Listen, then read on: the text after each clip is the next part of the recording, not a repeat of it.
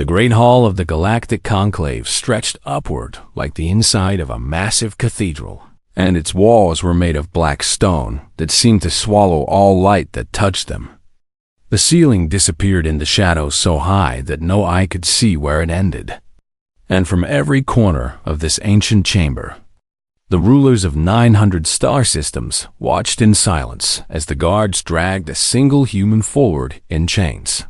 John Morrison had not slept in 3 days, and his body ached from wounds that had barely begun to heal.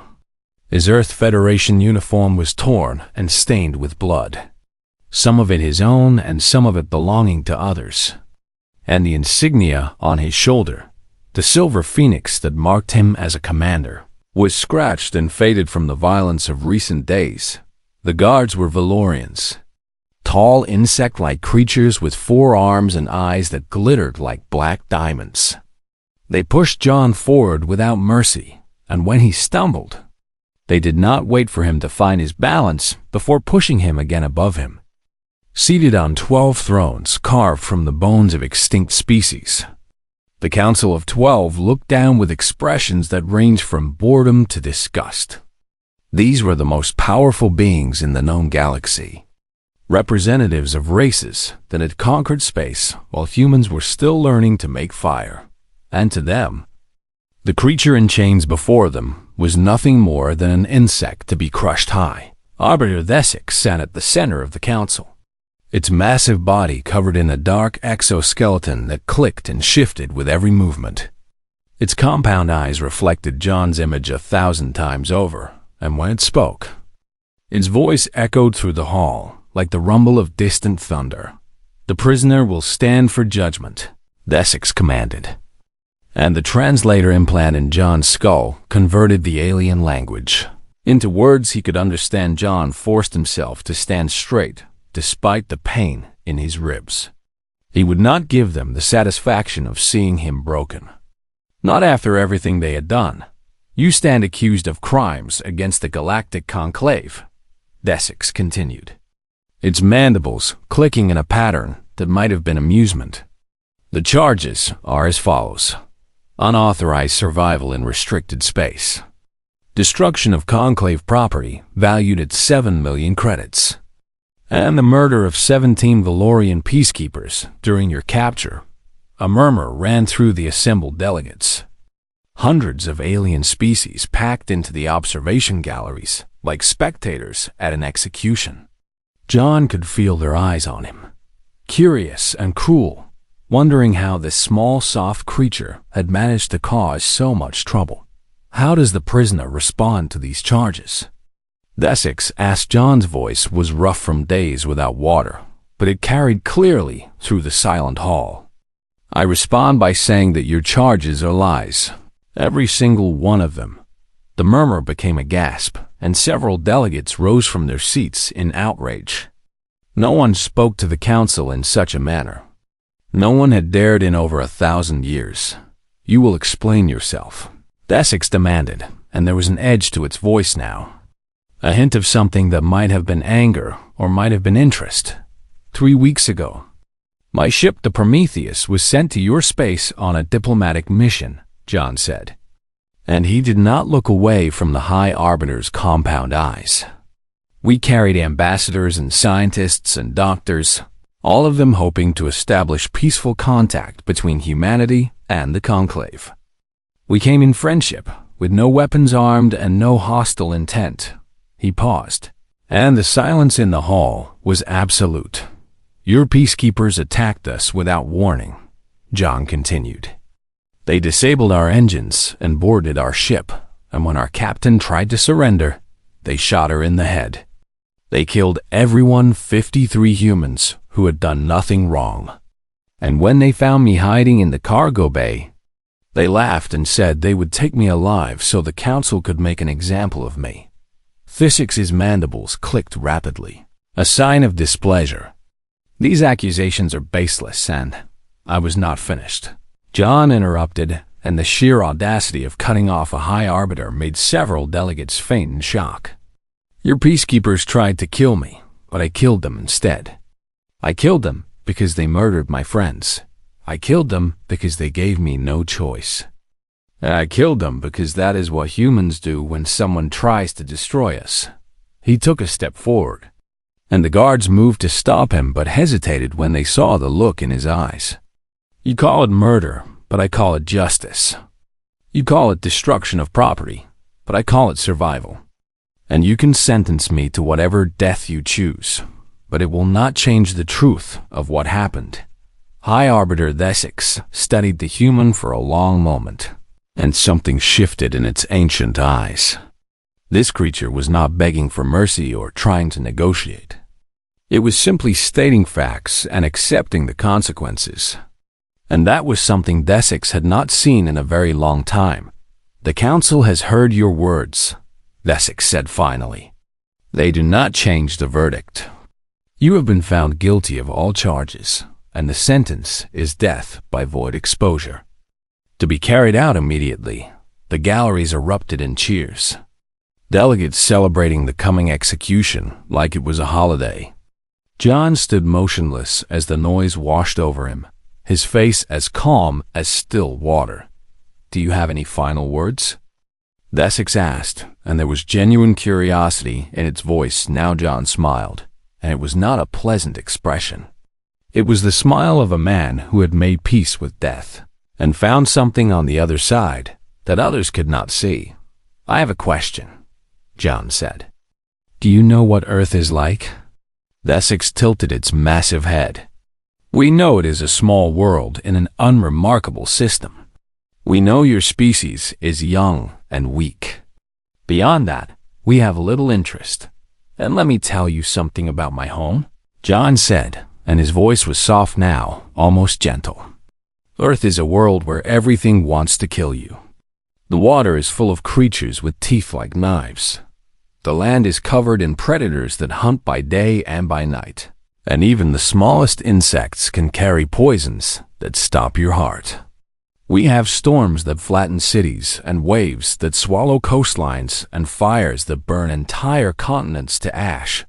He looked around the hall at the hundreds of alien faces watching him, and his smile grew wider. "And do you know what humans did when faced with all of that?" he asked. "We survived. We did more than survive. We conquered. We hunted the predators to extinction. We tamed the storms. We split the atom and walked on our moon and reached for the stars. And we did it all without anyone's help. Because that is what we are." The guards grabbed his arms and began to drag him toward the doors, but John kept talking, his voice rising above the noise. "I want it on record that I gave you a chance," he called out. "I want everyone in this hall to remember that when what comes next happens, I offered you a way out, and you chose not to take it." Thesix made a gesture that might have been dismissal or might have been confusion. "A chance?" it asked. "You are one creature, alone and unarmed, facing the judgment of 900 star systems. What chance could you possibly offer us?" John stopped struggling against the guards and turned to look back at the High Arbiter. And in that moment, every being in the hall felt something they could not explain. A chill that ran down spines and through exoskeletons like the shadow of something ancient and terrible. "The chance to let me walk away," John said quietly. "Because if you don't, you will learn what my species is truly capable of. And I promise you, on the graves of everyone I have ever loved.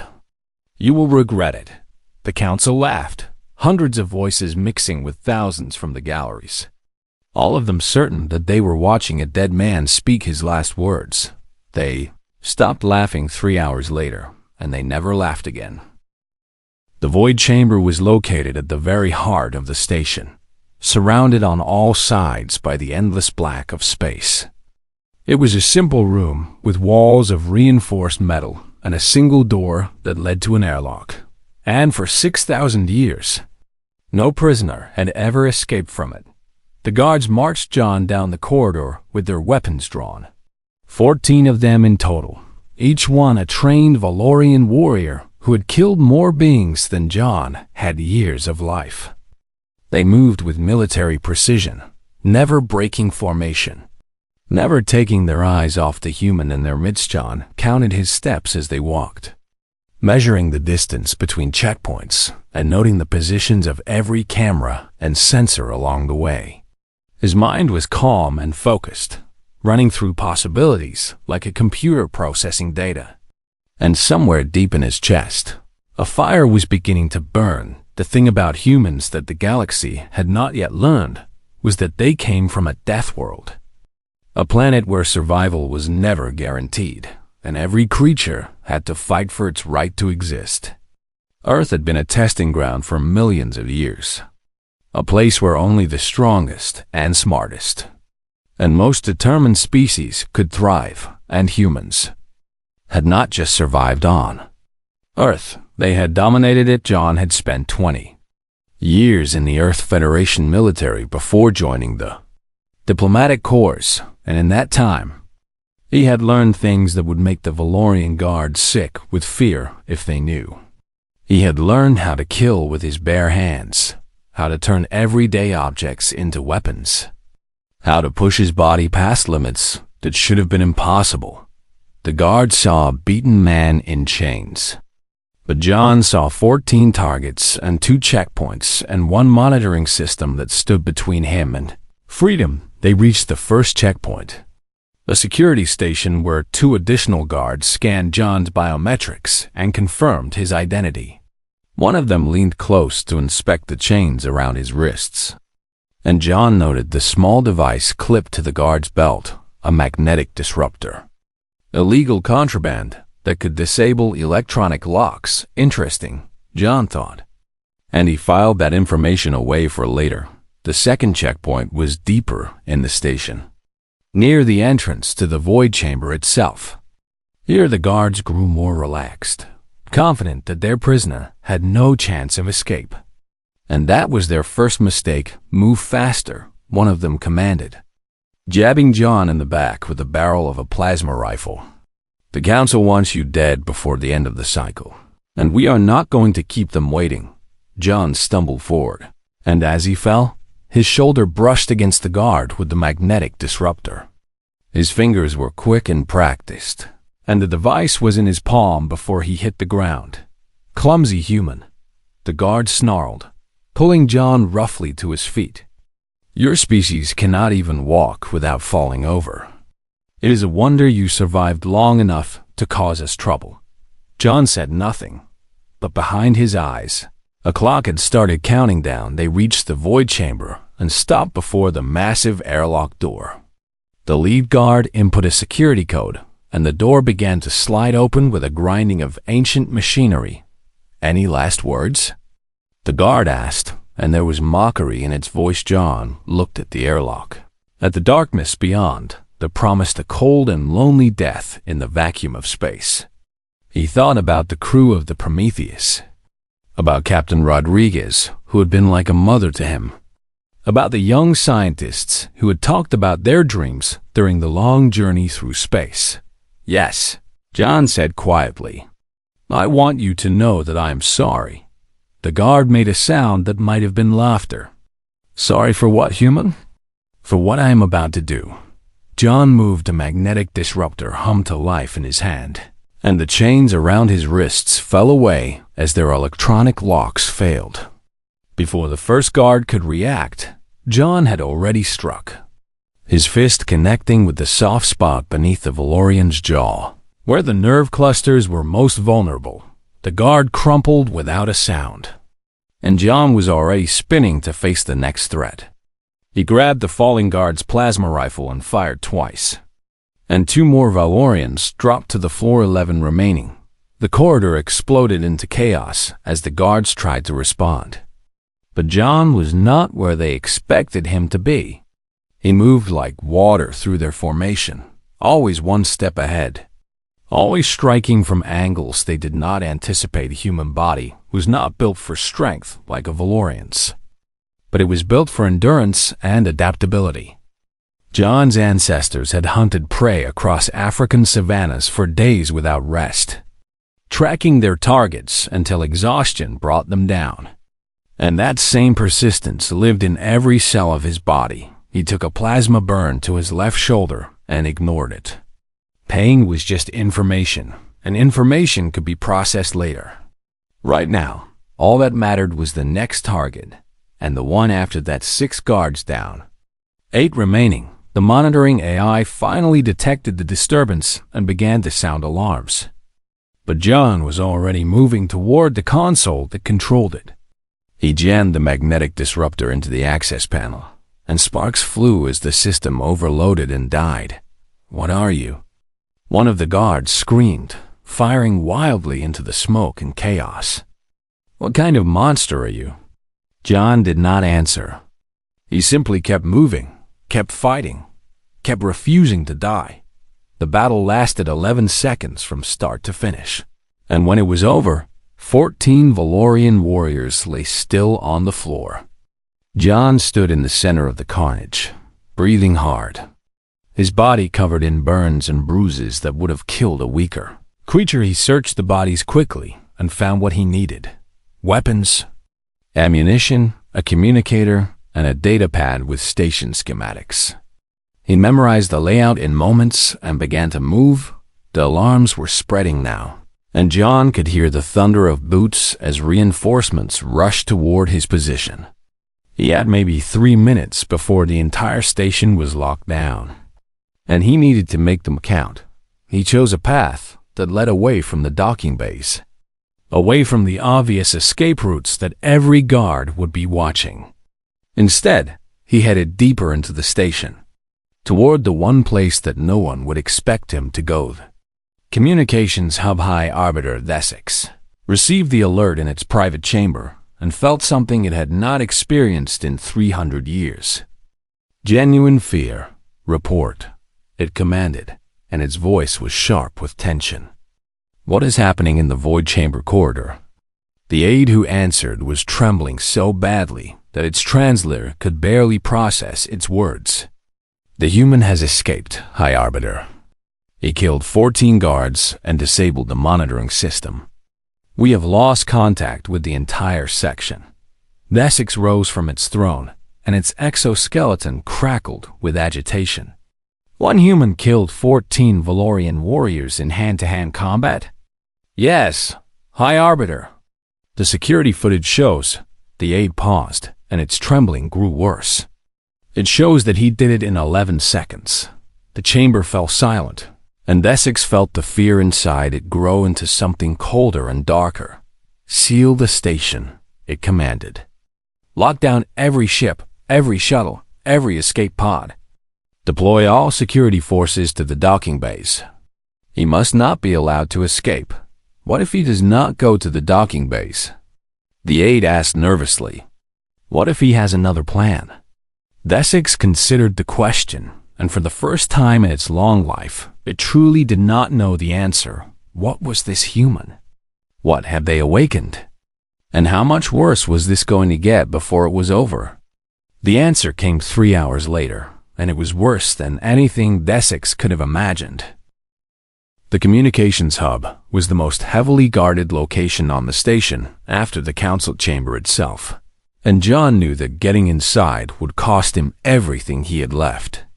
But he also knew that escaping alone was not enough. The galaxy needed to know the truth about what the Conclave had done. He moved through the corridors like a ghost, using maintenance shafts and ventilation systems to avoid the patrols that swarmed through the station. His body screamed for rest, and the plasma burn on his shoulder had started to go numb in a way that worried him. But he pushed those thoughts aside and focused on the task ahead. The hub was located in the station's core, a massive chamber filled with quantum-entangled transmitters that could reach every corner of the galaxy in real time. If John could get inside and broadcast a message, every species in the Conclave would hear him, and the lies that the Council had told would crumble. Like dust, he reached the outer perimeter of the hub's security zone and paused to assess the situation. There were at least 30 guards stationed at the main entrance, all of them heavily armed and clearly on high alert. 30 guards, John thought, and his jaw tightened with determination. Difficult but not impossible. He had taken 2 more weapons from fallen guards during his journey through the station, and now he carried a plasma rifle in each hand. They were heavier than the weapons he was used to from Earth, designed for beings with more arms and thicker muscles. But John had adapted. That was what humans did. They adapted. He fired the first shot from the shadows, and guard went down before anyone realized what was happening. The second shot took out the lighting panel above the entrance. Plunging the corridor into darkness, chaos erupted as the guards scattered for cover, firing blindly into the shadows. John moved between their shots like he could see them coming, and in a way, he had been trained to read body language and anticipate movements. And the Valorians were predictable in their panic. 6 more guards fell before they finally got a clear shot at him. And the plasma bolt caught John in the side and sent him spinning into the wall. He felt ribs crack and tasted blood in his mouth, but he did not stop moving. He had been hurt worse than this before, and he had survived. He would survive this too. The fighting lasted 4 minutes, and when it was over, the entrance to the communications hub was littered with bodies. John leaned against the door, gasping for breath, and felt the damage to his body like a distant ache that he could not afford to address. He entered the security code he had stolen from a guard's datapad, and the door slid open. The hub was exactly as the schematics had shown, a massive circular room filled with glowing screens and humming machinery, with a central platform that served as the broadcast point. There was only one person inside, a small creature with fur like silver silk and eyes that were too large for its face. The creature screamed when it saw John and dove under a console, trembling so hard that its teeth chattered audibly. "Please do not hurt me," it begged. "I am just a technician. I have no weapons. Please, please do not hurt me." John lowered his weapons and held up his empty hands. "I am not going to hurt you," he said, and his voice was gentle despite the pain that throbbed through every inch of his body. "I need your help." The technician peeked out from under the console with terrified eyes. "My help? You are the human who escaped from the void chamber. They're saying you killed 50 guards. Why would you need my help?" "Because I need to send a message," John said, "and I do not know how to operate your equipment. I need you to open a channel to every system in the conclave." The technician's eyes grew even wider. "Every system? That would require access to the quantum array." "I do not have that authority." John smiled, and there was something almost kind in it. "I think you will find that authority matters very little right now. The guards are dead, the AI is offline, and the only thing standing between me and that array is you." He paused and looked at the small creature with genuine compassion. "I am not asking you to fight or to risk your life," he said. "I am asking you to help me tell the truth. The Conclave murdered my people, and they are going to claim that I am a criminal and a terrorist. All I want is a chance to share my side of the story." The technician was silent for a long moment, and John could see the fear battling with something else in its eyes, curiosity. "Perhaps, or maybe the first stirrings of courage, if I help you," it said finally. "They will punish me. Maybe," John admitted. "But if you do not help me, the truth will die here today, and the Conclave will keep doing what they have always done. They will keep murdering and lying and crushing anyone who stands in their way." He stepped closer and knelt down so that he was at eye level with the trembling creature. "You have a choice right now," he said softly. "You can hide under that console and wait for this to be over, or you can help me change the galaxy. It is up to you."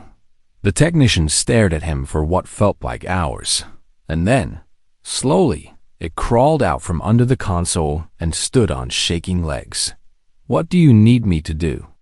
It asked. John told it, and 4 minutes later, a green light appeared on the central platform, indicating that the quantum array was active and broadcasting to every system in the conclave. John stepped onto the platform and looked into the camera that would carry his image to 1 trillion screens across 900 star systems. He was covered in blood and burns, his uniform was in tatters, and his eyes were filled with a fire that nothing could extinguish. "My name is John Morrison," he began, "and I am a citizen of Earth, a soldier of the Federation, and as of today, a condemned man. 17 hours ago, the Galactic Conclave sentenced me to death for the crime of surviving an assassination attempt that they ordered." He paused. And across the galaxy, beings of every species leaned closer to their screens. "I want to be clear about what happened," John continued. 3 weeks ago, my ship the Prometheus was sent to Conclave space on a mission of peace. We carried diplomats and scientists, not soldiers. We came to offer friendship and cooperation, not war. His voice hardened, and the fire in his eyes burned brighter. The Conclave's response was to murder everyone on board. They ambushed us without warning, killed our captain while she was trying to surrender, and slaughtered 53 innocent humans whose only crime was hoping for a better future. They took me alive because they wanted to make an example of what happens to species who dare to approach their borders. Behind him, the hub's doors shuddered as another assault team tried to breach them. The technician had locked them as thoroughly as possible, but it would not hold forever. When I fought back against my captors, the council called me a murderer, John said. When I destroyed their equipment to escape, they called me a criminal. And when I refused to die quietly in their airlock, they called me a threat to galactic peace, he laughed. And it was not a pleasant sound. They were right about that last one. He stepped closer to the camera, and every being watching felt like he was looking directly at them. I am speaking to every species in the Conclave right now, and I want you to understand something. Humanity did not come to this galaxy looking for enemies. We came looking for friends, for allies, for beings who share our curiosity and our dreams. But if you make us your enemy, he continued, and his voice dropped to something cold and dangerous, you will discover why every other predator on our planet went extinct. The doors behind him groaned and began to give way. We are the species that hunted mammoths with sharpened sticks, John said. We are the species that split the atom and walked on our moon. We are the species that refused to die when our world tried to kill us 1,000 times over. He smiled, and it was the smile of something ancient and hungry. And we are coming. The doors exploded inward, and John turned to face the assault team that poured through. The broadcast continued for another 30 seconds, showing every system in the galaxy exactly what one human could do when cornered. By the time the transmission finally cut out, John Morrison had disappeared into the chaos, and the galaxy would never be the same. High Arbiter Essex watched the broadcast from its private chamber, surrounded by 100 of the most elite guards in the Conclave's military. Its compound eyes tracked every movement of the human on the screen, analyzing and calculating with a mind that had ruled star systems for 3 centuries. The mathematics did not make sense. One human had escaped from the void chamber, killed over 60 guards, seized the most secure facility on the station, and broadcast a message to the entire galaxy all in less than 3 hours. What are we dealing with? Essex demanded, turning to its advisors with a fury that made them shrink back in fear. I want every piece of information we have on humanity, and I want it now. The chief advisor, a Velothi with nervous antennae that twitched constantly, projected a holographic display in the center of the chamber. Data scrolled across the screen in columns of light, and what Essex read made its exoskeleton click with agitation. Humans evolved on a Class 7 death world, the advisor explained. Their planet has extreme temperature variations, frequent natural disasters, and an ecosystem filled with predators. By all biological projections, their species should have gone extinct millions of years ago, but they did not. Essex said slowly. Why? The advisor's antennae twitched faster. Because they adapted, High Arbiter. Humans do not specialize like other species. They generalize. They can survive in nearly any environment, eat almost any food source, and modify their behavior to match new challenges. They are the ultimate survival machines. Desix studied the data and felt the cold dread in its chest grow heavier. What about their physical capabilities? It asked, how did one human defeat so many of our warriors? The display shifted to show biological information, and what appeared made several of the guards in the chamber take involuntary steps backward. Humans have the highest endurance of any known species, the advisor said. Their ancestors developed a hunting technique called persistence hunting, where they would chase prey for days without rest until the target collapsed from exhaustion. Their bodies are designed to ignore pain and push past physical limits that would kill other beings. The advisor paused, and its voice dropped to something close to a whisper. They can also enter a state called adrenaline response, where their strength and speed increase dramatically for short periods. In this state, humans have been documented lifting objects many times their own weight and performing feats that should be physically impossible. And their mental capabilities? Desix asked, though it was not sure it wanted to know the answer. Humans are highly intelligent and extremely creative, the advisor said. But more dangerous than their intelligence is their determination. Historical records from their planet show that humans have survived famines, plagues, wars, and natural disasters that would have wiped out any other species. It pulled up images from human history, and the chamber fell silent. They survived ice ages by migrating across continents. They survived diseases by developing medicine. They survived their own nuclear weapons by choosing not to use them again. Every challenge that should have destroyed them only made them stronger. Desix stared at the images. Humans building cities. Humans walking on their moon. Humans reaching for stars that should have been beyond their grasp, and understood for the first time the magnitude of the mistake the Conclave had made. The Prometheus was not a random target. It said quietly, "We chose to attack them because we thought they were weak. We thought they would be easy to control." "Yes, High Arbiter," the advisor confirmed. The Council believed that eliminating their diplomatic mission would send a message to the Federation that they were not welcome in our space. It was meant to discourage them from further contact. Instead, Desix said, and there was something like fear in its voice now, "We have shown them that we are their enemy." The station shuddered suddenly, and alarms began to blare throughout the chamber. Desix turned to the tactical display, where new alerts were flashing in urgent red. "Report," it commanded. "What is happening?" The tactical officer's voice was barely steady. "The human has reached the docking bay, High Arbiter. He has stolen a Valorian interceptor and is attempting to escape." "Then stop him," Desix snarled.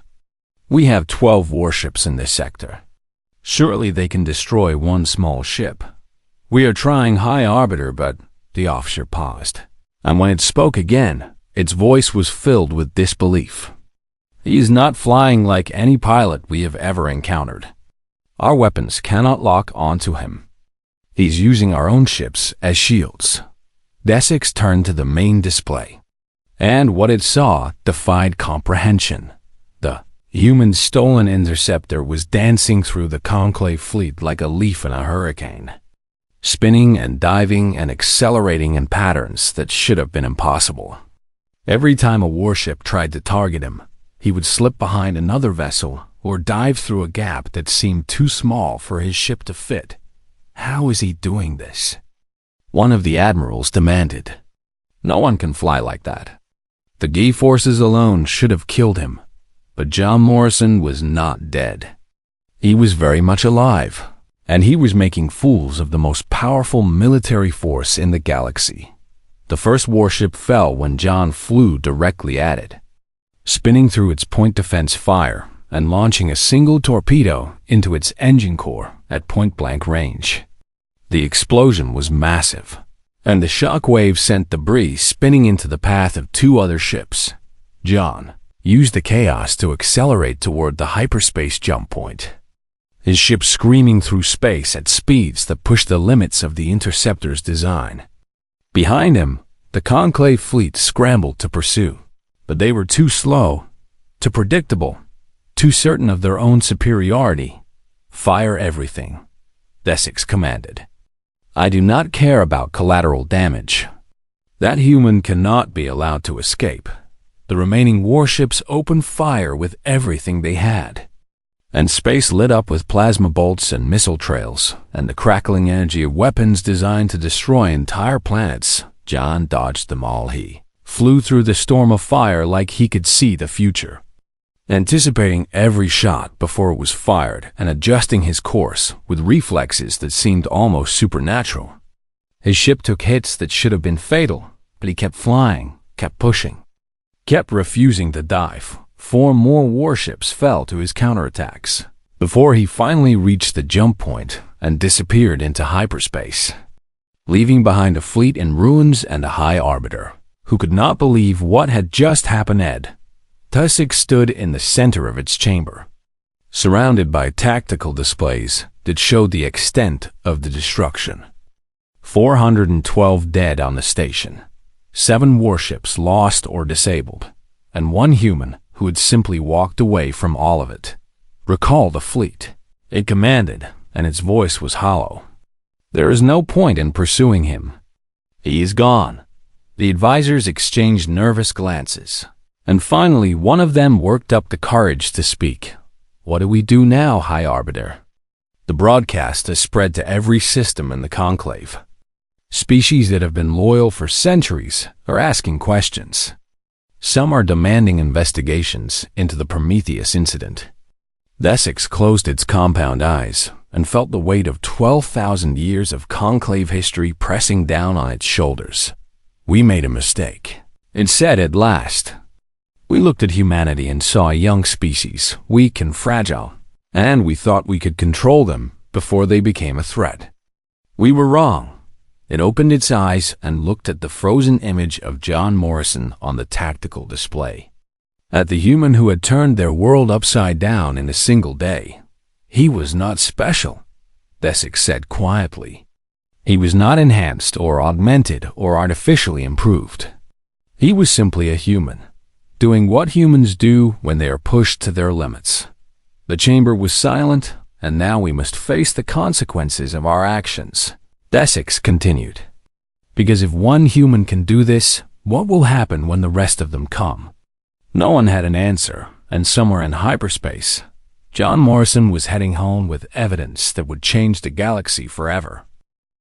3 weeks after John Morrison's escape, the Galactic Conclave received a message that would change everything. It came through official diplomatic channels, bearing the seal of the Earth Federation and marked with the highest priority classification. When the transmission began to play in the council chamber, every delegate fell silent and watched with a mixture of fear and fascination. The woman on the screen wore the uniform of an Earth Federation admiral, and her name was Shenwei. She was small by human standards, with gray hair pulled back in a severe style and eyes that held no warmth whatsoever. This message is addressed to the Council of 12, the High Arbiter, and every species in the Galactic Conclave, she began, and her voice was as cold as the void between stars. "We have received Commander John Morrison's testimony. We have analyzed the data he transmitted during his escape, and we have confirmed beyond any doubt that the attack on the Prometheus was ordered by the Conclave itself." Behind her, a holographic display activated, showing fleet movements that made several council members gasp in shock. Thousands of ships were converging on the borders of Conclave space, more warships than any species had ever assembled in one place. "Let me be clear about what you are seeing," Admiral Chung continued. "This is not our entire fleet. This is approximately 1% of it. Humanity has been preparing for this moment since we first looked up at the stars and wondered what was waiting for us." She paused, and her expression hardened into something that made even High Arbiter Desix feel a chill run through its exoskeleton. "We came to you in peace," she said. We sent our brightest minds, our most hopeful diplomats, our dreamers, and our scientists. We offered you friendship, trade, cooperation, and a chance to build something greater together. Her voice dropped to something dangerous and quiet. Your response was treachery and murder. You killed our people while they were surrendering. You framed the sole survivor as a criminal. And when he refused to die quietly, you called him a monster.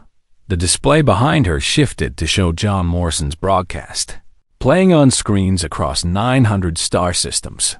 Commander Morrison is not a monster, Admiral Chun said. He is a veteran of 3 wars, a decorated officer, and now a hero to every human in the Federation. You sentenced him to death, and he killed his way out of your most secure facility, escaped your entire fleet, and delivered evidence of your crimes to every corner of the galaxy. She smiled. And it was a smile that promised consequences. The Conclave has ruled this galaxy for 12,000 years through fear and control. You have crushed rebellions, silenced dissent, and eliminated any species that threatened your power. You thought you could do the same to us.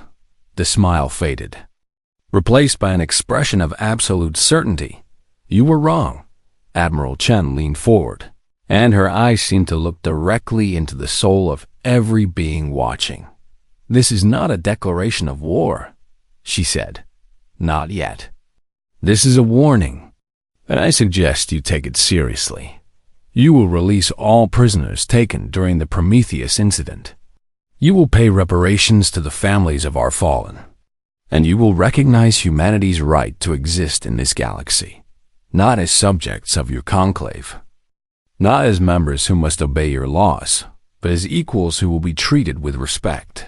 She paused, letting the weight of her words settle across 900 star systems.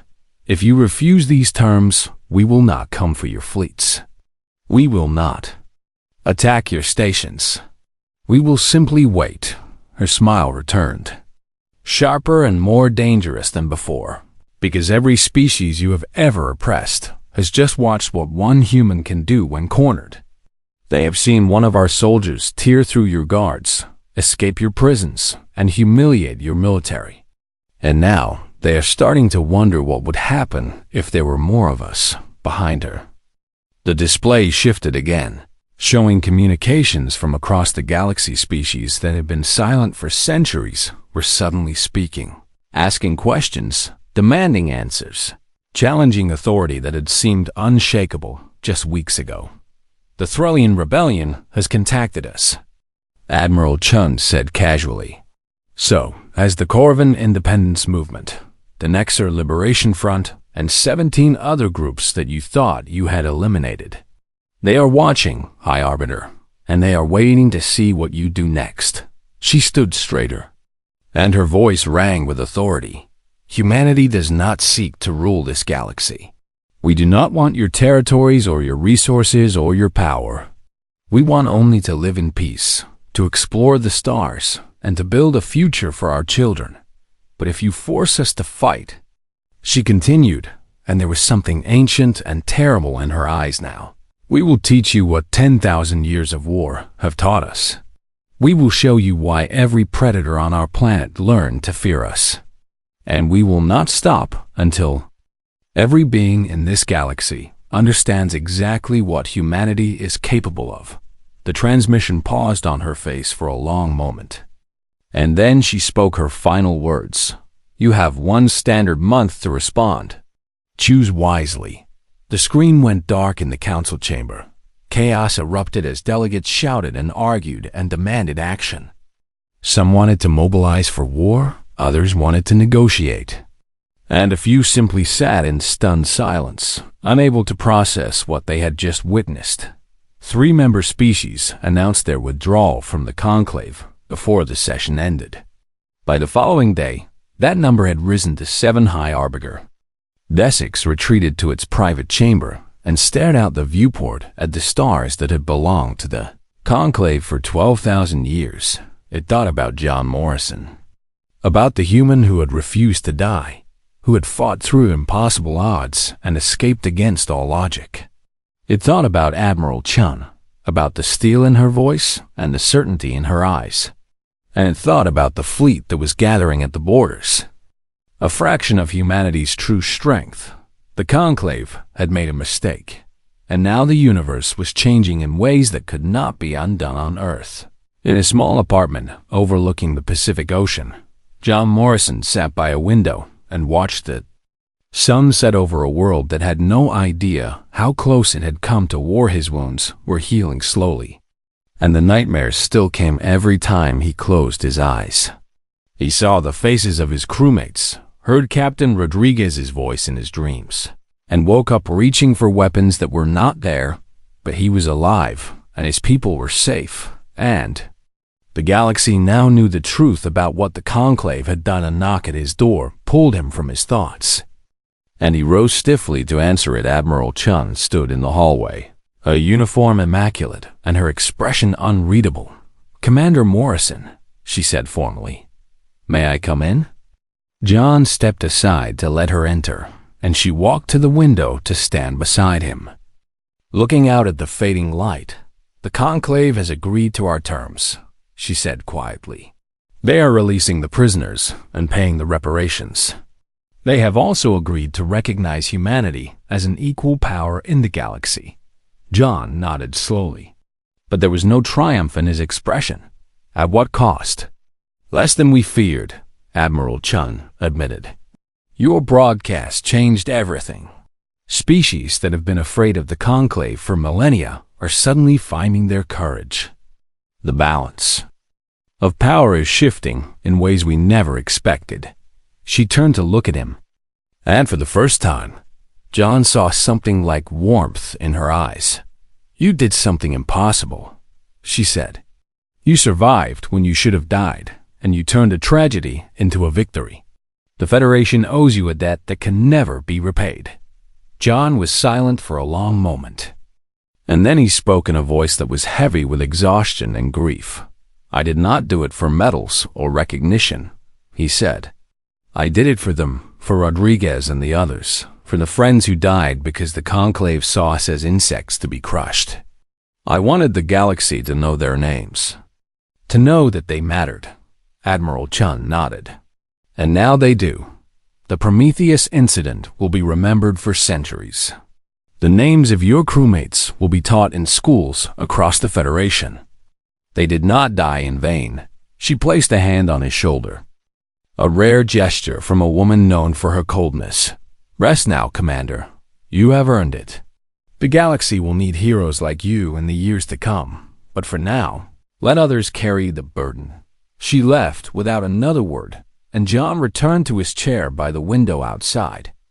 The stars were beginning to appear in the darkening sky, and somewhere out there, 900 star systems were learning to see humanity in a new light.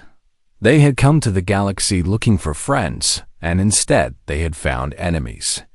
But in the end, they had proven something that no amount of propaganda could deny. Humans were not weak, not fragile, not easy to control. They were survivors, and they were just getting started. John raised a glass to the rising stars and whispered a toast to the fallen, to second chances.